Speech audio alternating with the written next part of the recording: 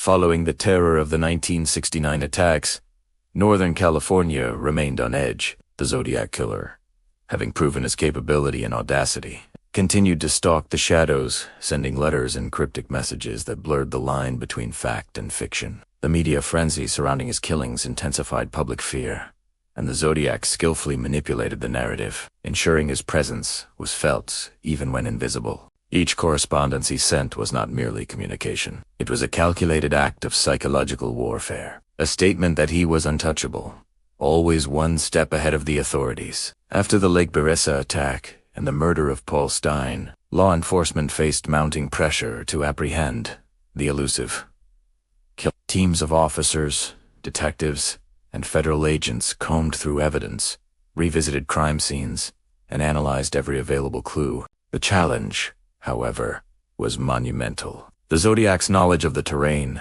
careful planning, and attention to detail made him exceptionally difficult to track. Witnesses offered partial descriptions, while forensic limitations at the time hindered any conclusive progress. The Zodiac was not just a murderer. He was a master strategist, manipulating both the public and investigators to maintain control of the narrative. The Zodiac's letters continued to arrive at newspapers such as the San Francisco Chronicle, Vallejo Times-Herald, and San Francisco Examiner. Each letter escalated in content and complexity, often including ciphers, diagrams, and threats. One of the most infamous ciphers, known as the 340-character cipher, arrived in November 1969. It baffled cryptographers and remains only partially solved, containing symbols and codes that suggested additional murders and sinister intentions. The Zodiac's letters emphasized his psychological dominance over law enforcement and the public alike, reinforcing a climate of perpetual fear. Amidst this uncertainty, the Zodiac's influence extended beyond his immediate crimes. The cultural backdrop of the late 1960s played a pivotal role in amplifying his impact. The era was marked by political unrest, social chant, and a burgeoning counterculture. These factors created a landscape where paranoia and fear could thrive. The Zodiac's careful timing of attacks and letters ensured that he would remain a central figure in public consciousness. Communities became hyper-vigilant. Citizens feared ordinary encounters, and law enforcement's every move was scrutinized by a population desperate for answers. In addition to his confirmed victims, the Zodiac claimed responsibility for up to 37 murders. While only 5 deaths and 2 survivors were officially verified, his statements and letters created a mythos that transcended the factual record. This ambiguity contributed to his infamy. The public was left to wonder which stories were real and which were fabrications designed to increase terror. The names of the confirmed victims, David Faraday, Betty Lou Jensen, Darlene Ferrin, Cecilia Ann Shepard, and Paul Stein became symbols of innocence lost to senseless violence. Survivors Michael Mageau and Brian Hartnell provided key testimonies, offering glimpses into the killer's methods and appearance, further fueling investigations. The Zodiac's methodology was deliberate and calculated. He often selected isolated or public locations, carefully chose victims, and executed attacks with precision. At Lake Berryessa, his theatrical presentation, including a hooded costume and symbolic clothing, was both a psychological weapon and a form of self-myth. In urban environments, such as the Presidio Heights murder, he adapted, demonstrating versatility and unpredictability. His ability to switch between secluded rural settings and populated city streets highlighted both audacity and meticulous planning. Throughout 1970, the Zodiac's activity included not only letters, but also taunting phone calls, newspaper demands, and cryptic puzzles. Each correspondence contained messages designed to engage the public, law enforcement, and amateur codebreakers. The letters often demanded that specific content be published, thereby amplifying the killer's notoriety. Law enforcement's inability to apprehend him after each incident strengthened the perception of omnipotence, feeding the Zodiac's ego and maintaining a cycle of terror. Citizens were left with a pervasive sense of unease, avoiding secluded areas and questioning the safety of their communities. The victims' stories remained central to understanding the human cost of the Zodiac's reign. David Faraday and Betty Lou Jensen were murdered in a remote area, their deaths establishing the chilling precedent for his future attacks. Darlene Ferrin and Michael Mageau endured a daylight assault, illustrating his growing boldness and sophistication.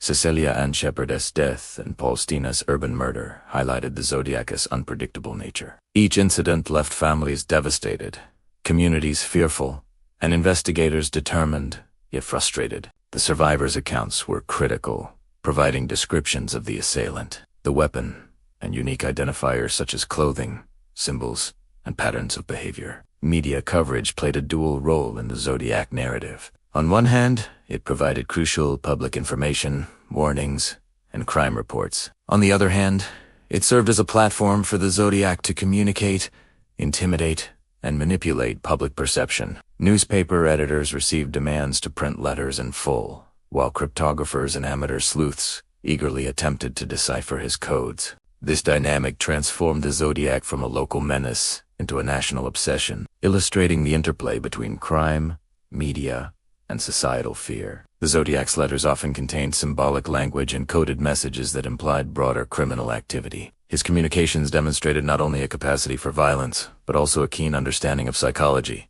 media, and human behavior. By claiming responsibility for additional murders, he effectively expanded his mythos, ensuring that the public's attention would remain fixed on his persona. Investigators faced a complex challenge, separating verifiable crimes from self-aggrandizing claims, while simultaneously attempting to prevent future attacks. By mid-1970, law enforcement efforts intensified. Task forces coordinated between jurisdictions, exchanging information and following leads. Despite this, the Zodiac's elusiveness persisted. He changed vehicles, altered routes, and avoided capture with remarkable efficiency. Survivors' testimonies provided fragmented insights, but the killer's overall identity remained unknown. The Zodiac's ability to remain free while communicating taunting messages created an unprecedented challenge in criminal investigation, setting a standard for complex serial cases in the decades that followed. The cultural resonance of the Zodiac Killer extended beyond crime. His actions influenced literature, film, and public consciousness, transforming his identity into a symbol of terror, mystery, and untraceable evil. The narrative constructed through letters, media coverage, and survivor accounts illustrates the intersection of fact, myth, and psychological warfare. The confirmed victims David Faraday, Betty Lou Jensen, Darlene Ferrin, Cecilia Ann Shepard, Paul Steinent, the survivors, Michael Mageau, and Brian Hart remain at the heart of this story, ensuring that real human experiences anchor the legend in reality. As the Zodiac continued to send letters and cryptic messages, the public's fascination with his identity and motives only grew. His combination of calculated violence, psychological manipulation, and enigmatic communication created an enduring legend. Communities remained vigilant, newspapers continued coverage, and law enforcement continued to struggle against the unknown. The first years of the Zodiac Killer's reign established patterns of behavior, methods, and public engagement that would define his terrifying legacy. By examining the confirmed victims, survivor testimonies, and documented attacks, this narrative provides a detailed understanding of the Zodiac Killer's early crimes. The interplay between calculated violence, media manipulation, and societal fear highlights the complexity of the case. This second part of the story sets the stage for later developments, additional attacks, and ongoing investigations, emphasizing the psychological impact on both individuals and communities. The Zodiac Killer, through his letters, ciphers, and crimes, demonstrated an ability to control narrative and perception. Each attack was meticulously planned, each communication carefully constructed. The confirmed victims David Faraday, Betty Lou Jensen, Darlene Ferrin, Cecilia Ann Shepard, Paul Steinent survivors, Michael Mageau, and Brian Hartnell serve as fixed points in the story, humanizing the myth and illustrating the real-life consequences of a criminal mind operating beyond comprehension. By the end of this section,